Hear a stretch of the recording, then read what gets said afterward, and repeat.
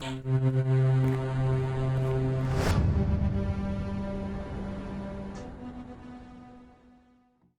and gentlemen, let's get ready to rumble! And fighting out of the red corner, officially weighing 138 pounds, the best fighter in the world, Sonic Nightmare! Fighting out of the blue corner, wearing red and white, officially weighing 142 pounds, the fighting pride of the Philippines and #1 pound-for-pound fighter in the world, Solo H!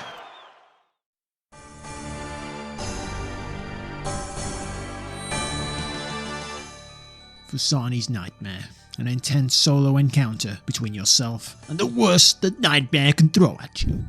My name's Bear Grylls, and I'm going to show you how you can survive in this tough environment.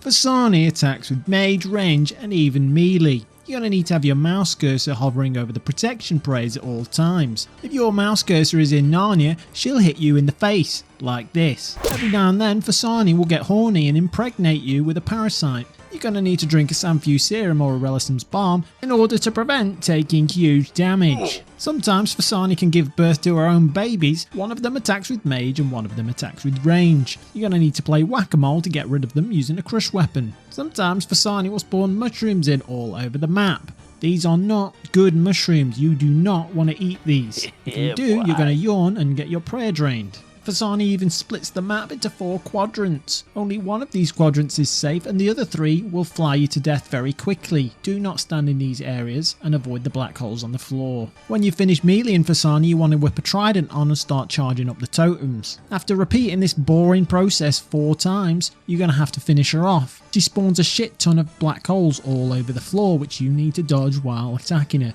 In the last phase, Sleepwalkers will swarm in from the outside. Just ignore them and kill the boss. Easy.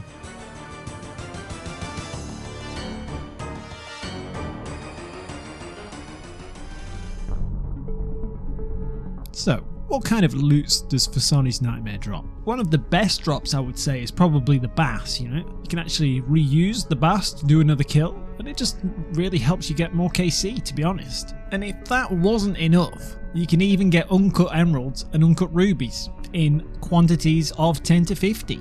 If you need some smithing supplies, you get ores, mithril, gold, addy, runite. No longer will you need to go to Blast Furnace to buy ores. Just get them from Nightmare. She drops them all the time. What's that, you say? Always running out of cannonballs while at Nightmare?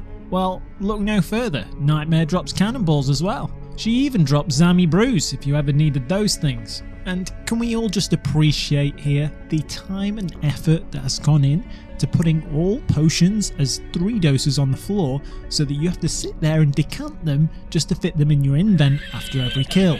Other than that, she drops, Snapdragon Seeds, Blood Runes, Sanfews. That's about it though. Not too shabby.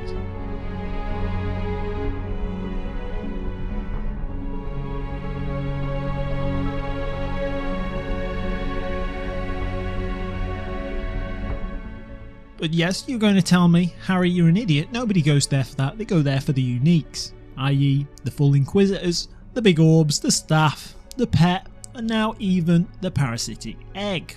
Oh yeah, and I forgot to mention there's also a Jar of Dreams, but that's 1 in 4K, so yeah, good luck getting that. That's pretty rare. I thought it would be a good idea to smash out a lot of KC and try and get some of the uniques, so let's see how that went.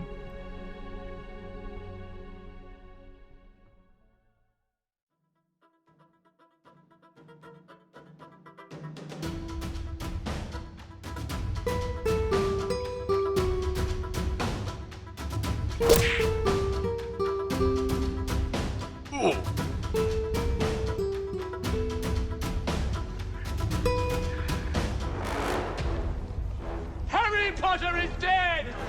I think it's a good idea to start from day 1. What was Fasani's Nightmare like on the first day of release when everybody was trying it and nobody really knew what the best strategy was? Well, I can tell you it was manic. For somebody that's like sub 50 Nightmare KC, I pick up boss mechanics pretty quickly, so I knew like roughly what to do with the mechanics that were there. But you have so little time to react to these things that I was just tanking 70 after 70 on release day. Not to mention the black holes, the things on the floor where she reaches into the ground and then tries to grab your nuts. There's just so many black holes compared to the regular Nightmare that you have to really understand the exact timing of when you need to have moved by so that you don't panic and move somewhere that you weren't intending to.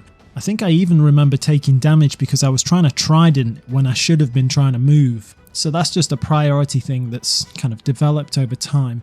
Over hundreds of kills of killing this boss, the muscle memory has really started to set in. For somebody that has never killed Nightmare before, to somebody that has killed Nightmare now hundreds of times, I can really see the difference in the muscle memory and knowing what to click almost instinctively without having to think about it, because in this boss you really do not have that much time to think before you get smacked for 70 in the face.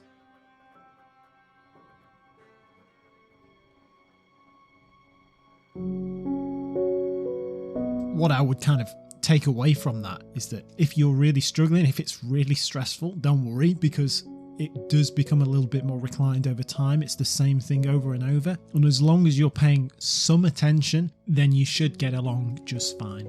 In most of these clips you'll probably see me prayer flicking the attacks. You don't need to do that, that's just me being a tryhard sweaty nerd. If you're not prayer flicking, you might run into issues in the 4th phase. This is because she does turn off your prayers if you're praying correctly when she attacks. You can get around this by prayer flicking because it basically makes it the same as any of the other phases. A couple of extra things that I've picked up over the hundreds of kills.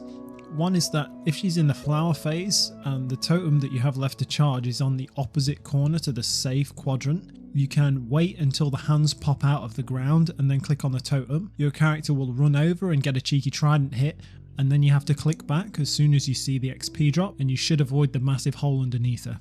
On the north and south side of the rooms there are the escape barriers. You can stand next to those and avoid some of the mushrooms, but just be wary that you cannot hit the totems from there. If you try and hit the totems from there, you'll get dragged and then like flied if you're in the flower phase, or probably walk into a black hole or something. It's just a pain, to be honest. Another meta that has just kind of developed since the boss was released is that when she's releasing the black holes on the floor in quick succession, which is during the flower phase or the mushroom phase or something like that, the corners of the boss, she's a 5x5 NPC I believe, but the corners are actually safe. You won't get hit by the great big circle underneath her if you're stood on those tiles. So if you time it correctly, you can get into a nice little rhythm with a bit of a, what people might call a step under, and then attack the boss afterwards. And you get into a nice rhythm and it really takes the pressure off during those black hole phases. The scythe is the same speed as the black holes on the floor. Every time a new black hole pops up on the floor, you get another scythe hit in. So you get a really nice sync going on there if that's what you want to go for. I started off with the scythe, but then realised that I was going to lose all my blood runes almost instantly. So I went to Abyssal Sire, decided to go for a bludgeon. It took 2 days of pure pain, but eventually I got my bludgeon with a spoon 3 unsired and 3 bludgeon pieces, oh yeah, and now I just use the bludgeon at Nightmare, and it's great. It's pretty wicked, to be honest. Unfortunately, it's only a 4-tick cycle, so it's a little bit faster than the black holes on the floor, so every now and then you lose an attack or something like that, but for a boss that's pretty stressful, it's nice to just, not worry about getting too much DPS off and just chill with your bludgeon. Just chill out, man. How would I rate this boss on the whole? To be honest, for a player that finds a lot of content pretty, should I say, tame these days, or low risk maybe, I enjoy the high risk factor 100%. Like in chambers or whatever, you can take an off prayer hit from Olm or make a mistake. There's very little chance of you dying, and to be honest, you don't really get hit very often for more than half your HP. Even at Tob, if you make a mistake, I mean, it's not the end of the world. It's like, your team will carry on for you. Here, I really like the high risk factor of the gameplay. If you do make a big mistake at Phosani's Nightmare, you are probably going to lose somewhere between 0 and 10 minutes of solid concentration. So that's what I really like about it. Unfortunately, I don't really feel like you get rewarded for the hard effort that you put in. It is a good alternative to people that were doing the solo regular Nightmare before.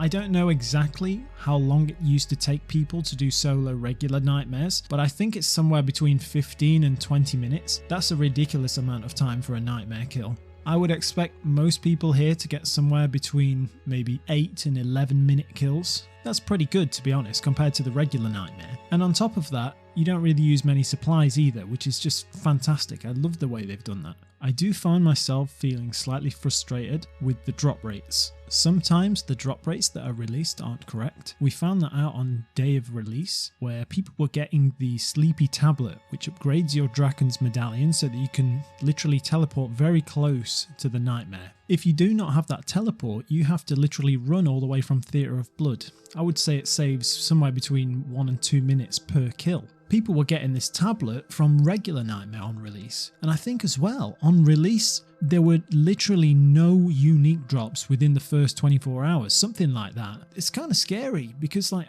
I'm here grinding out this every day. This is, it takes a long time to get these kills. We're talking 6 kills an hour and people have grinded out 1,000 kills by an hour, right? You do the maths, that's like 160 hours just at Fasani's Nightmare. That's a lot of time. That's a lot of no life in. But anyway, moving on. Let's talk about the actual grind itself. How did it go? And how lucky was I?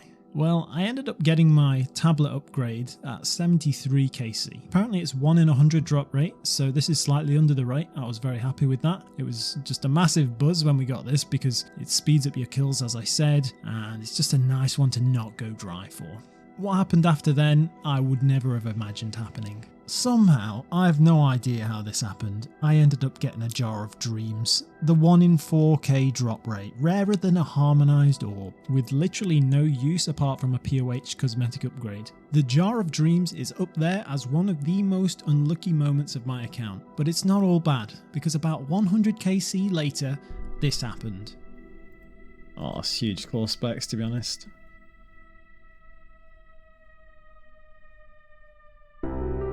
Oh shit! Oh shit!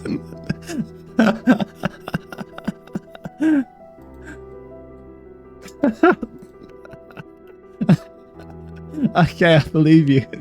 I believe you. That's right, baby. The Nightmare Staff. The incredible Nightmare Staff. Can't really do anything with it yet because I don't have an orb, but I don't care. I was just so relieved to have broken the dry streak. 331 kills for this bad boy, and so far I've used it on a farm run, so yeah, time well spent. I'm currently at 403 KC for Fasani's Nightmare. Who knows when we'll actually start to see some drops start to rain in, but I assure you I will carry on until I actually get some Inquisitors. So for now, cheers for watching, see you later.